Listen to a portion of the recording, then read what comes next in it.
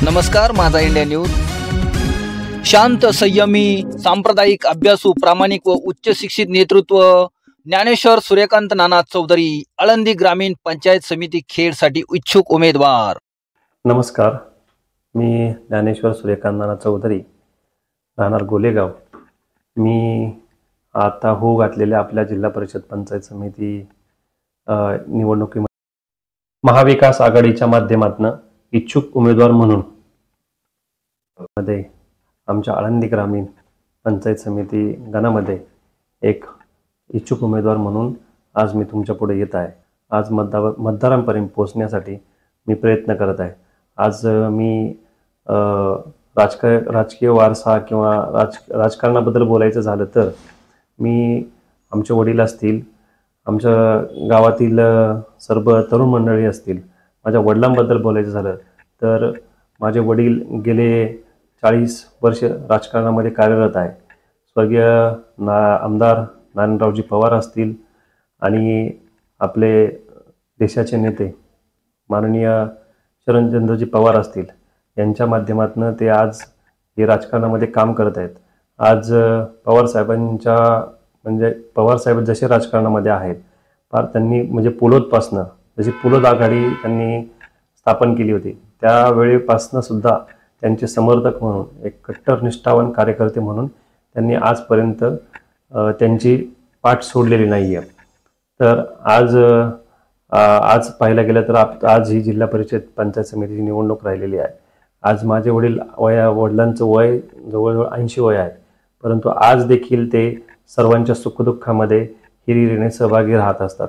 मग कुणाचं सुखदुःखाचा प्रसंग असू द्या, त्यामध्ये ते कायम आज देखील त्यांचं एवढं वय झालंय तरी ते त्यांच्यामध्ये सहभागी राहण्यासाठी प्रयत्न करत असतात। आणि त्याचबरोबर त्यांचा एक वसा आणि वारसा घेऊन मी देखील लोकांच्या सुखदुःखामध्ये सहभागी होण्याचा प्रयत्न करत आहे।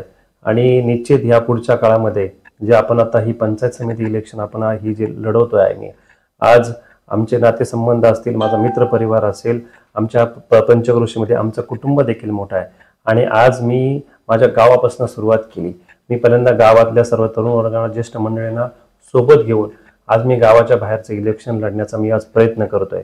आज एक उच्च शिक्षित तरुण म्हणून आज तरुणांच्या हाताला रोजगार देण्यासाठी, तसेच या भागातील ज्या समस्या अडचणी आहे या सोडवण्यासाठी मी आज इलेक्शन लढण्याचा प्रयत्न करतोय। आणि या प्रामुख्याने या आमच्या भागामध्ये पाण्याचा प्रश्न असेल, रस्त्याचा प्रश्न असेल, ड्रेनेजचा प्रश्न असेल आणि सर्वात महत्त्वाचा कचऱ्याचा देखील मोठा प्रश्न आज या लोकांना भेडसावत आहे, आमच्या सर्वसामान्य लोकांना। आणि त्याचबरोबर आज ही आमची जी गावं असेल, मग आमचं चरोली खुर्द असेल, आमचं धानोरे असेल, आमचं सोळू असेल, आमचं स्वतःचं गाव गोलेगाव असेल आणि पिंपळगाव असेल, ही आमच्या ह्या इंद्रायणी नदीच्या किनारी येणारी ही 4-5 गावं आहे। आणि आज केळगाव देखील असेल, त्याच्यामध्ये ही सर्व इंद्रायणी नदीला लागून ही आमची 5-6 गावं आहे। पण आज इंद्रायणी नदीची परिस्थिती पाहिलं, प्रदूषणाने किती मोठं प्रदूषण आज होतंय हे तुम्हाला देखील माहिती आहे। आणि त्या माध्यमातून ह्या इंद्रायणी नदीच्या माध्यमातून देखील इंद्रायणी विकास सुधारण्यासाठी देखील शासनाचा निधी आज टाकण्याचा प्रयत्न करतात। पण आज त्या पाण्यामुळं आज आमचे शेतकरी राजा असेल, आमचे ग्रामस्थ असेल, यांना ते प्रदूषित पाणी असेल, ते आज शेतीमध्ये जरी शेतकरी शेताला पाणी द्यायला गेला तर त्याची एलर्जी होते। अशा माध्यमातून किंवा हे पाणी ह्याच्यावरती देखील मला काम करायचे। दुसरी गोष्ट असेल ड्रेनेजचा विषय असेल, ड्रेनेजचं सुद्धा व्यवस्थापन आज ह्या आमच्या पंचक्रोशीमध्ये झालेलं दिसत नाहीये, ते सुद्धा सुधारण्याचं काम मला करायचं आहे। त्याचबरोबर कचऱ्याचं व्यवस्थापनाचं देखील काही एक झिरो नियोजन आहे। आमची 5-6 गावं असेल, मी म्हणत नाही कुठल्या गावामध्ये, परंतु 5-6 गावामध्ये कचऱ्याचं नियोजन झालेलं मला कुठेही दिसत नाहीये। तो एक प्रश्न सोडवण्याचा निश्चित प्रयत्न करण्याचा मी या ठिकाणी प्रयत्न करणार आहे।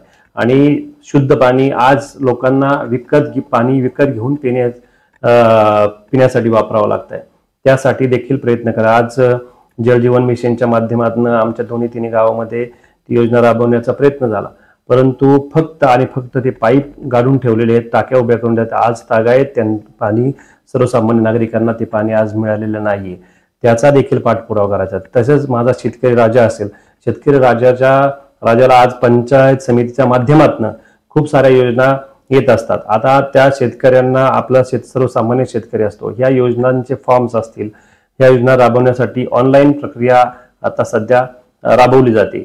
ती जी हे ऑनलाईनची जी प्रक्रिया ही अवेअरनेस आज ह्या शेतकरी बांधवांना समजलं पाहिजे.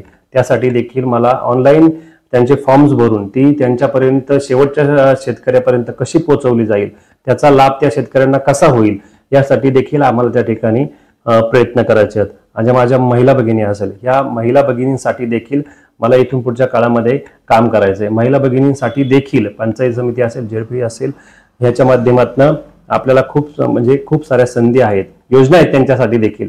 त्या देखील शेवटच्या महिलेपर्यंत आज आल्या पाहिजेत. मग आमच्या विभागाचे खासदार अमोलजी कोल्हे असतील, आमच्या तालुक्याचे आमदार बाबाजी शेठ काळे असतील, यांच्या माध्यमातून त्यांचा देखील विकास निधी असेल, त्यांच्या माध्यमातून आमच्या जिल्हा परिषदेच्या माध्यमातून ह्या गावाच्या भौतिक सुखसुविधा आहे त्या कशा सोडवल्या जातील, त्याचे हे प्रश्न कसे मार्गी लागले जातील, त्यांच्या मार्गदर्शनाखाली मी ही निवडणूक लढण्याचा प्रयत्न करतो आहे. आणि निश्चित ह्या पुढच्या काळामध्ये ह्या सर्वसामान्य जनतेने सर्वांनी जर मला एक संधी दिली तर मी त्या संधीचं निश्चित सोनं केल्याशिवाय राहणार नाही. आणि निश्चित माझे सर्व मतदार बंधू भगिनींना, आमच्या सर्व नागरिकांना, ह्या भागातील पंचक्रोशीतील नागरिकांना विनंती राहील की मला एक संधी द्या, मी या संधीचं निश्चित सोनं केल्याशिवाय राहणार नाही. रामकृष्ण हरी. माझा इंडिया न्यूज, आळंदी ग्रामीण पंचायत समिती, खेड.